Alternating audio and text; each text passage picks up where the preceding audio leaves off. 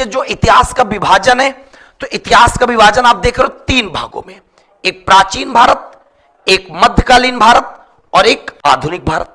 3 भागों में इतिहास का विभाजन, क्लासिफिकेशन किया है क्रिस्टोफ सेलियरस ने। क्रिस्टोफ सेलियरस ने। क्लियर है? अब बच्चे यहीं पर जो बहुत अच्छे से बात आती है, ये नामकरण हो गया। आप सब जानते हो भारत जो है संस्कृति एवं विविधताओं वाला देश है। में 3 कालों में किया गया। कौन कौन से, तो वो भी जान लेते हैं हम लोग। बहुत बढ़िया बढ़िया प्रश्न आएंगे। सिख काल, प्रागैतिहासिक काल सबसे पहले, और प्रागैतिहासिक काल में पत्थर के ज्यादा सामान मिलते थे, इसीलिए इसी काल को पाषाण काल नाम भी दिया गया। कौन सा काल दिया? आग ऐतिहासिक काल। आग ऐतिहासिक काल। क्लियर है? उसके बाद बच्चे जो लास्ट में काल आता है उसको हम लोग कहते हैं ऐतिहासिक काल। बहुत अच्छे समझ लेना आप, जबरदस्त तरीके से। जो प्रागैतिहासिक काल है मतलब पाषाण काल, इसको 3 भागों में बांटा गया। पाषाण काल, बहुत प्यारे प्यारे से भी प्रश्न बताऊंगा आपको, मजा आ जाएगा। पूरा थ्योरी वाइज आप पढ़ लोगे आज, बस आपको जुड़े रहना है। तीसरे वाले को बोलते हैं नवपाषाण काल। नवपाषाण काल, इतनी बात आपको समझ में आ गई होगी गुरु। ठीक, पैलियोलिथिक, मेजोलिथिक और नियोलिथिक। पैलियोलिथिक बोलते हैं पूरा पाषाण काल को, मेजोलिथिक बोलते हैं मध्य पाषाण काल को, और नियोलिथिक बोलते हैं नवपाषाण काल को। क्लियर है बच्चे? ये 3 काल इसके अंतर्गत आ गए। अब देखो यहां पे पेपर में जो प्रश्न पूछता है वो क्या पूछता है, तो ये भी जान लो आप। पूरा पाषाण काल में बस इतना पूछता है आपसे कि मनुष्य जो है शिकार करना किस काल में सीखा था। शिकार करना, तो आप बता सकते हो शिकार करना जो सीखा था होता क्या था? जो मनुष्य आदिमानव था ना भाई साहब, वो शिकार करके अपना पेट भरण करता था। तो शिकार करना सीखा था पूरा पाषाण काल में। तुमसे कहा जाएगा मनुष्य के द्वारा शिकार किस काल में किया गया, तो बच्चे शिकार पूरा पाषाण काल में। अगर तुमसे कहा जाएगा आग की खोज, आग की खोज किस काल में की गई मनुष्य के द्वारा, तो पूरा पाषाण काल में। 2 पॉइंट यहां पे याद कर लेना, बस इससे ज्यादा यहां पर तुम्हें याद करने की आवश्यकता नहीं है। अब बच्चे मध्य पाषाण काल में जो सबसे प्यारा सा प्रश्न आता है वो क्या आता है? मध्य पाषाण काल में प्रश्न यह आता है कि मनुष्य जब शिकार करना सीख गया तो क्या किया उसने? मध्यकाल पाषाण काल में पहुंचते पहुंचते वो सब भाई साहब क्या करने लगा? दिमाग लगाया। अगर पशुओं को मारेंगे नहीं, इनको एक प्रकार से इनको पालें, तो एक प्रकार से प्रश्न आता है कि मनुष्य ने पशुपालन किस काल में सीखा? पशुपालन मतलब वही पशुओं को मारने की बजाय शिकार तो करता ही था, लेकिन कुछ कुछ ऐसे पशु थे जिनको पालना शुरू कर दिया, तो भाई साहब पशुपालन इसमें हो गया। ठीक, मध्य पाषाण काल में, जिसको हम लोग मेजोलिथिक बोलते। नवपाषाण काल में क्या आएगा बच्चे? अब जब पहले ये शिकार करता था, मार देता था, उसके बाद क्या करता था बच्चे? इनको पालना चालू कर दिया। जब पालना चालू कर, वही पशुओं को बैलगाड़ी में जोड़ते थे और सारे भाई साहब खेत को जोत देते थे। नवपाषाण काल में आराम से बता सकते हो। अब जब भाई साहब कृषि जोता जाएगा इन्हीं पालतू वाले पशुओं से, तो सिंपल से पशु आगे चले जाएंगे, लेकिन हल जो होगा उसमें पहिया लगा होगा।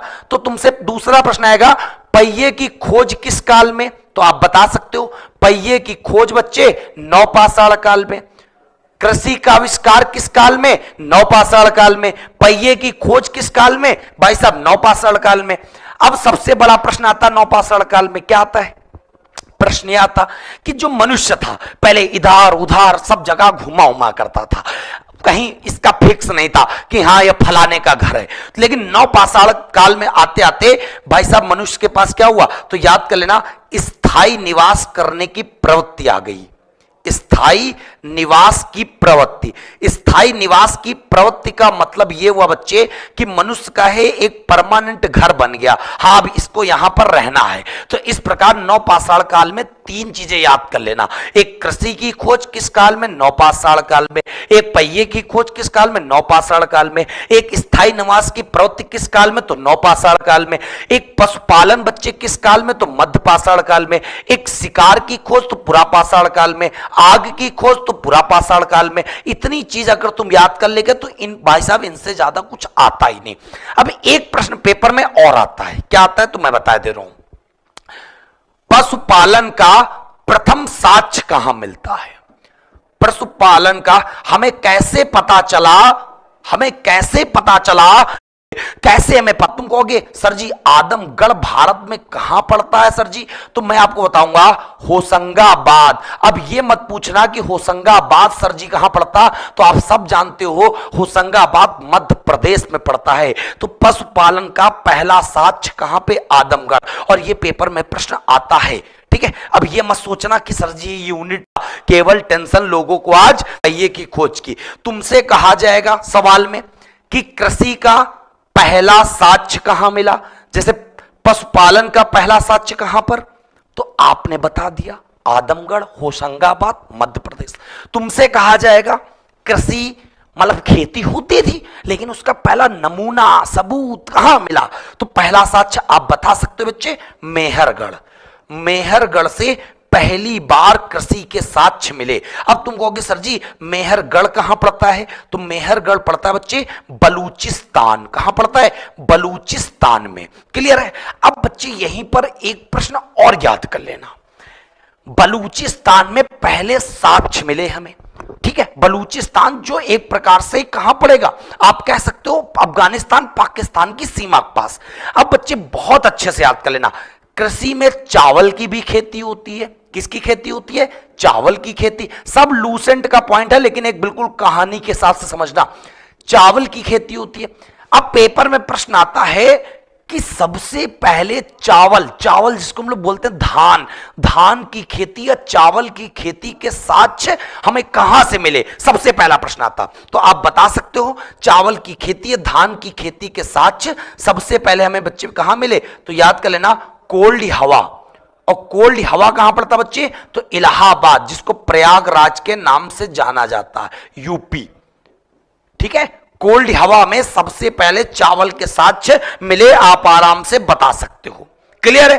अब बहुत अच्छे से याद कर लेना, नवपाषाण काल का एक स्थल और पूछा जाता, उस स्थल का नाम बच्चे जो है उसका नाम है संगनकल्लू। क्या नाम है? संगनकल्लू।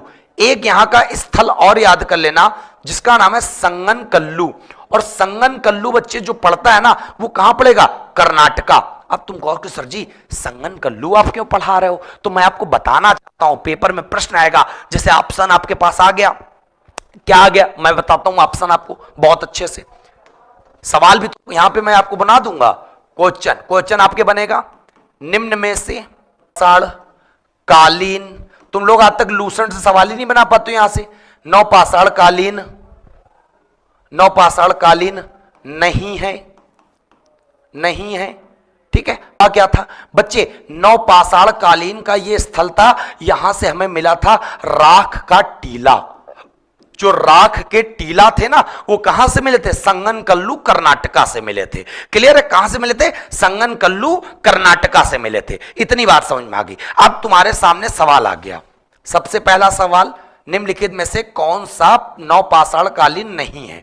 पहला कोल्डी हवा, दूसरा संगनकल्लू, संगनकल्लू, और तीसरा मेहरगढ़, मेहरगढ़, और चौथा आदमगढ़।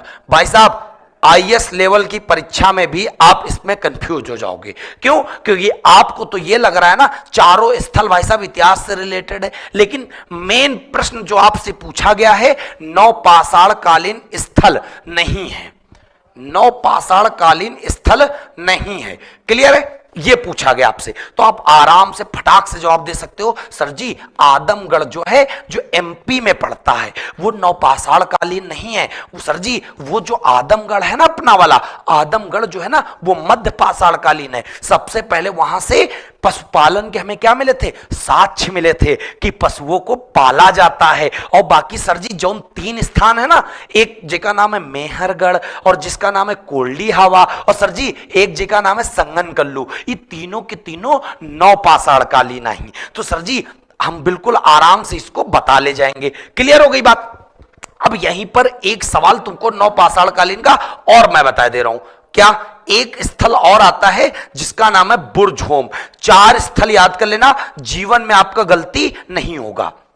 बुरझोम। और बुरझोम आप जानते होंगे कहां पड़ता है, जम्मू कश्मीर में, और सब लूसेंट का भाग है, लेकिन लूसेंट को हमने क्या कर रहे हैं, आधुनिकीकरण कर रहे हैं। ठीक है, बहुत बढ़िया, जबरदस्त, शाबाश बच्चे। एक बार वीडियो को और लाइक कर दो, शेयर कर दो, एक एक प्रश्न समझ में आएगा, मजा आ जाएगा। बच्चे बीएड एंट्रेंस दो जाए, जो एग्जाम दो जाए, सारे एग्जाम में ये रामबाण क्लास होने वाली है।